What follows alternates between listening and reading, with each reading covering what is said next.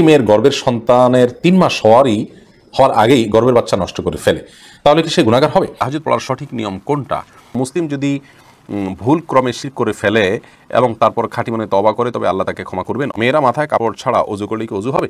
গর্ভাবস্থায় ডাক্তারের পরামর্শে রোজা না রাখা উচিত হবে কিনা? আমার ওয়াইফ রোজা নামাজ করে না, আমি বাধ্য হয়ে করাতে পারছি না, এখন আমার করণীয় কি? গর্ভাবস্থায় চেয়ারে বসে নামাজ পড়া জায়েজ আছে কিনা? স্বামীর পকেট থেকে না বলে টাকা নিলে কি ওইটা চুরি করা হবে? কাবিন নামায় স্বামীকে দ্বিতীয় বিয়ে করা যাবে না এবং শর্ত দিয়ে বিয়ে করলে তা জায়েজ হবে কি না? স্বামীর সাথে বিয়ের আগে তোলা ছবি ফোনে রাখা যাবে কিনা? ওযু ছাড়া কি কোরআন পড়া যায়? ভালো যে আপনাদের প্রশ্নের উত্তর দেওয়ার পর্বে জান্নাত আইডি থেকে জানতেছেন, সন্তান জন্মের পরে কি আকিকা দেওয়া বাধ্যতামূলক? কাবিন নামায় স্বামীকে দ্বিতীয় বিয়ে করা যাবে না এবং শর্ত দিয়ে বিয়ে করলে তা জায়েজ হবে কি না? স্বামীকে যদি কাবিন নামাতে শর্ত দেওয়া হয় যে আপনি দ্বিতীয় বিয়ে করবেন না, তাহলে সেই শর্তটা ইসলামী শরীয়তের দৃষ্টিকোণ থেকে গ্রহণযোগ্য কোনো শর্ত নয়। কারণ স্বামী দ্বিতীয় বিয়ে না করার ক্ষেত্রে স্ত্রী সেটার জন্য কোনো শর্ত দিতে পারে না, এটা ইলিগাল শর্ত শরীয়তের দৃষ্টিকোণ থেকে। হ্যাঁ, আমি বারবার বলেছি, আমার দেশীয় আইনে যেহেতু দ্বিতীয় বিয়ে করার জন্য প্রথম স্ত্রীর অনুমোদন প্রয়োজন, অতএব সেটির জন্য এটি জরুরি হতে পারে। শরীয়তে আপনার দ্বিতীয় বিয়ে বিশুদ্ধ হওয়ার জন্য এটি আবশ্যক কোনো বিষয় নয়। আমাদের সমাজে এগুলো নিয়ে নানা রকমের চিন্তাভাবনা মানুষের আছে। বিশেষ করে দ্বিতীয় বিয়ে করে মানুষ বেশিরভাগ দ্বিতীয় বিয়ে করে হলো আপনার আল্লাহ মাফ করুক সমাজের এক শ্রেণীর আপনার দায়িত্বজ্ঞানহীন মানুষেরা, যারা একাধিক বিয়ে করে এক এক জায়গায় স্ত্রী ফেলে রাখেন এবং এটি তাদের একটা খেলতামাশা বানিয়ে ফেলছে তারা একাধিক বিয়েকে, যার কারণে আল্লাহ তাআলার এই বিধানটা মানুষের কাছে আল্লাহ মাফ করুক আজকাল হাসির পাত্র হয়ে গেছে।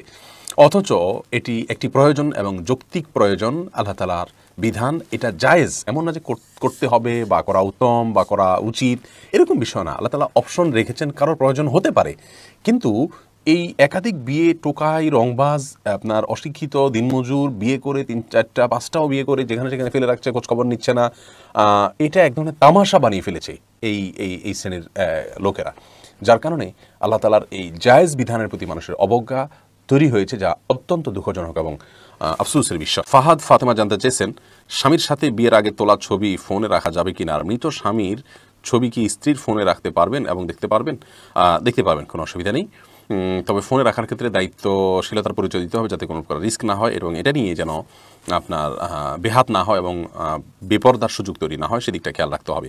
এরপরে বোন রোজিনা আক্তার, আপনি জানতে চেয়েছেন, মেয়েদের যদি মাসিক অনিয়মিত হয় এবং 10 দিনের বেশি থাকে এবং 18-20 দিনের মধ্যে ব্লিডিং দেখতে পায়, তাদের জন্য নামাজ এবং রোজার নিয়ম দয়া করে বলবেন। দেখুন, মেয়েদের মাসিক অনিয়মিত হলে এবং 10 দিনের বেশি হলে 10 দিনের অতিরিক্ত যেটি হবে সেটিকে তিনি অসুস্থতা ধরবেন এবং 10 দিনের অতিরিক্ত দিনগুলোতে তিনি রোজাও রাখবেন, নামাজও পালন করবেন প্রতি ওয়াক্তে ওযু করে করে। আর স্বর্ণ, আপনি জানতে চেয়েছেন, ওযু ছাড়া কি কোরআন পড়া যায়? বাসায় যদি কেউ না থাকে, ঘোমটা ছাড়া কি কোরআন পড়া যায়? সুস্থ মানুষ কি শুয়ে শুয়ে কোরআন পড়তে পারে? উত্তরগুলো দিল জি, শুয়ে শুয়ে কোরআন তেলাওয়াত করাতে কোথাও নিষেধ নাই, কোনো অসুবিধা নেই। বিষয়ের মুখস্থ থেকে উঠতেই পারেন, ওযু ছাড়া কোরআন পড়তে পারেন, কোনো অসুবিধা নেই। বাসায় কেউ না থাকলে ঘোমটা ছাড়া আপনি কোরআন পড়তে পারেন। কোরআন পড়ার জন্য ঘোমটা কোনো জরুরি বিষয় নয়। সুমাইয়া শিমু, আপনি জানতে চেয়েছেন, স্বামীর পকেট থেকে না বলে টাকা নিলে কি ওইটা চুরি করা হবে? ওই টাকা দান করলে কি গুনাহ হবে? বোন সুমাইয়া, স্বামীর পকেট থেকে যদি আপনি টাকা নেন এবং স্বামী যদি জানেন, মৌনসম্মতি যেটাকে বলে, তিনি জানেন যে হ্যাঁ আপনি নেন, কিছু বলেন না, এরকম হলে আপনি নিতে পারেন, যেটুকু তার মৌনসম্মতি আছে এটুকু। আর যদি তার মনোসম্মতি না থাকে, এটা মানে একেবারে নিয়মতান্ত্রিক যেটাকে চুরি বলা হয়, সেটাই যদি হয়, তাহলে সেটা আপনার জন্য জায়েজ হবে না। যদি তিনি আপনার ভরণ পোষণ এবং মৌলিক যে চাহিদা আপনার বা আপনার অধিকার, চাহিদা না, আপনার যে অধিকার আছে সেটা তিনি আদায় করে থাকেন, তাহলে সেক্ষেত্রে আপনি তার পকেট থেকে আর টাকা নিতে পারবেন না, যদি তার সম্মতি না থাকে। আর যদি মৌলিক চাহিদা পূরণ না করে থাকে, তাহলে সেক্ষেত্রে আপনার মৌলিক চাহিদা পূরণের জন্য যেটুকু নেওয়া দরকার সেটুকু আপনি নিতে পারবেন, এর অতিরিক্ত অংশ আপনার জন্য নেওয়া জায়েজ হবে না।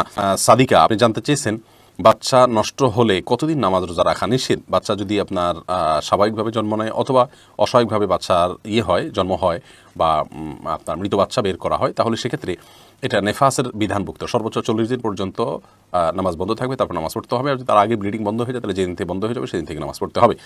বেলাল খান জানতে চেয়েছেন, আমার ওয়াইফ রোজা নামাজ করে না, আমি বাধ্য হয়ে করাতে পারছি না, এখন আমার করণীয় কি? আপনি আপনার সাধ্যের শেষটুকু চেষ্টা করবেন, প্রয়োজনে আলটিমেটাম দিবেন, আপনি অভিমানে যাবেন, অভিমান দিয়ে আপনি তাকে সালাতের দিকে আনবেন। এরপরেও যদি কোনোভাবে সে আপনার সাথে চালাকি করে, ছলছাতুরি করে, তাহলে সেক্ষেত্রে তার দায়িত্ব আপনার নাই। রুবেল হোসেন রিও জানতে চেয়েছেন, সন্তান জন্মের পরে কি আকিকা দেওয়া বাধ্যতামূলক? বয়স্ক কারো আকিকা না দেওয়া থাকলে করণীয় কি? সন্তান জন্মের পর আকিকা দেওয়া সুন্নাহ অনেক ওলামা ইকরাম ওয়াজিব বলেছেন। এটা 7ম দিনে, 14তম দিনে বা 21তম দিনে দিতে হয়। যদি কারোর শিশুকালে আকিকা দেওয়া না হয় তাহলে বয়স্ক হওয়ার পর আকিকা দেওয়া যেতে পারে। বেশিরভাগ সালাফগণ এটিকে জায়েজ বলেছেন। ঈদুল ইসলাম সুবর্ণ আপনি লিখেছেন, একটি মেয়ের গর্ভের সন্তানের 3 মাস হওয়ার আগেই গর্ভের বাচ্চা নষ্ট করে ফেলে, তাহলে কি সে গুনাহগার হবে? গর্ভের বাচ্চা নষ্ট করা সর্বাবস্থায় অপরাধের কথা, কিন্তু যদি সন্তানের মধ্যে হার্টবিট বা প্রাণ সঞ্চারিত হওয়ার আগেই আপনার কোনো এমন ওজরের ভিত্তিতে সেটি নষ্ট করা হয় যে ওজরটি শরীয়ত গ্রাহ্য, যেমন তার ফলশ্রুতিতে মার শরীর বা জীবনের মধ্যে হুমকি আছে বা বড় কোনো বিপদ হতে পারে বা বড় কোনো সমস্যা আছে, এরকম কোনো ওজরের ভিত্তিতে যদি এটা করে তাহলে সেটা ক্ষেত্র বিশেষে ওজরের উপর নির্ভর করে সেটা জায়েজ হতে পারে। আর এমনিতে মনে চাইলো আর সন্তান নষ্ট করে ফেললো সামান্য টুনকো অজুহাতের ভিত্তিতে এটি জায়েজ হবে না, এর ফলশ্রুতিতে মানুষ গুনাহগার হবে। মুনিরা মোহনা বোন আপনি জানতে চেয়েছেন গর্ভাবস্থায় ডাক্তারের পরামর্শে রোজা না রাখা উচিত হবে কিনা। গর্ভাবস্থায় আপনি যদি এত বেশি অসুবিধা ফিল করেন যে আপনি রোজা রাখতে গেলে গর্ভস্থ সন্তান অসুবিধা হবে, চিকিৎসক যিনি রোজার গুরুত্ব বুঝেন, মুসলমান ডাক্তার, আবার সেই সাথে তিনি ডাক্তার হিসাবে অভিজ্ঞ, তিনি যদি বলেন যে না আপনার যে পরিস্থিতি শরীরের তাতে আপনার গর্ভস্থ সন্তানের জন্য রোজা রাখলে ক্ষতি হবে, বড় ধরনের কোনো ক্ষতি বা আপনি ক্ষতিগ্রস্ত হবেন, তাহলে সেক্ষেত্রে রোজা না রাখতে পারেন, অন্য সময় রাখলেও চলবে। কারণ আল্লাহ বলেছেন কোরআনে কারিমে ফামান কানা মিনকুম মারিদান আও আলা সাফারিন, যে ব্যক্তি অসুস্থ থাকে অথবা সফরে থাকে সে ওই সময় রোজা না রাখে অন্য সময় রাখলেও চলবে।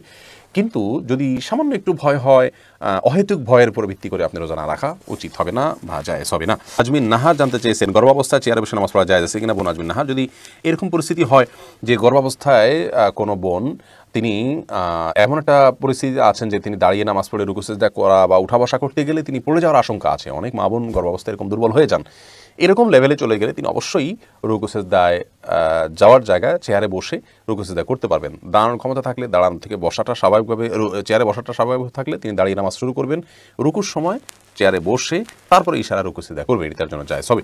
আর যদি এই লেভেলের সমস্যা না হয়, সামান্য একটু অসুবিধা হয়, সামান্য একটু কষ্ট হয়, তো সেই অজুহাতে তার জন্য এভাবে নামাজ পড়া সঠিক হবে না। প্রয়োজনে জোহর ফরজটা শুধু তিনি কষ্টে স্বাভাবিকভাবে পড়বে, বাকিটা তিনি চেয়ারে বসে বা যেভাবে খুশি সেভাবে পড়বেন, কোনো অসুবিধা নেই। মাহমুদ জানতে চেয়েছেন তাহাজ্জুদ পড়ার সঠিক নিয়ম কোনটা। ব্যস্ততা শেষে রাত 12টায় শোয়ার আগে পড়লে হবে কিনা? হবে, তবে মানে রাতের শেষ প্রহরে ভোর রাতে পড়াটা হলো বেশি উত্তম, কিন্তু রাতের মাঝে বা এশার পরেই আপনি 2 রাকাত করে যতটুকু তৌফিকে গুলো আপনি রাতের নামাজ বা তাহাজ্জুদের নামাজের নিয়তে আপনি পড়তে পারেন, কোনো অসুবিধা নেই। সাকিবুল হাসান জানতে চেয়েছেন মেয়েরা মাথায় কাপড় ছাড়া ওযু করলে কি ওযু হবে। মাথায় যদি কাপড় ছাড়া ওযু করেন আপনি, তাহলে সেক্ষেত্রে আপনার ওযু হয়ে যাবে, ওযুর জন্য মাথায় কাপড় কোনো জরুরি না। মোহাম্মদ তানজিম জানতে চেয়েছেন কোনো মুসলিম যদি ভুল ক্রমে শিরক করে ফেলে এবং তারপর খাঁটি মনে তওবা করে, তবে আল্লাহ তাকে ক্ষমা করবেন। অবশ্যই ক্ষমা করবেন। তওবা করলে মাফ হয় না এমন কোনো অপরাধ নেই, বিশেষ করে আল্লাহর অধিকার সংশ্লিষ্ট যে অপরাধগুলো আছে। আপনি শিরক করে ফেলেছেন ভুল ক্রমে, এখন তওবা করলে অবশ্যই মাফ করবেন আল্লাহ তাআলা। সাহাবায়ে কেরাম অনেকেই, বরং বেশিরভাগই বলতে গেলে একসময় তারা মূর্তি পূজা করতেন, পরে আল্লাহ তাআলা তাদেরকে হেদায়েত দিয়েছেন, নবী সাল্লাল্লাহু আলাইহি ওয়াসাল্লামের দাওয়াতে তারা ঈমান এনেছেন, তাওহীদে বিশ্বাসী হয়েছেন, তাদেরকে আল্লাহ তাআলা অবশ্যই মাফ করেছেন, বিধায় আমরাও ক্ষমা পাবো ইনশাআল্লাহ। শিরক করার পর আল্লাহ তাআলা সে অপরাধ মাফ করেন না যে আয়াত আছে, তার মানে হলো যদি কেউ তওবা ছাড়া মৃত্যুবরণ করেন, শিরক নিয়ে যান, তাহলে সেটা ক্ষমা হবে না।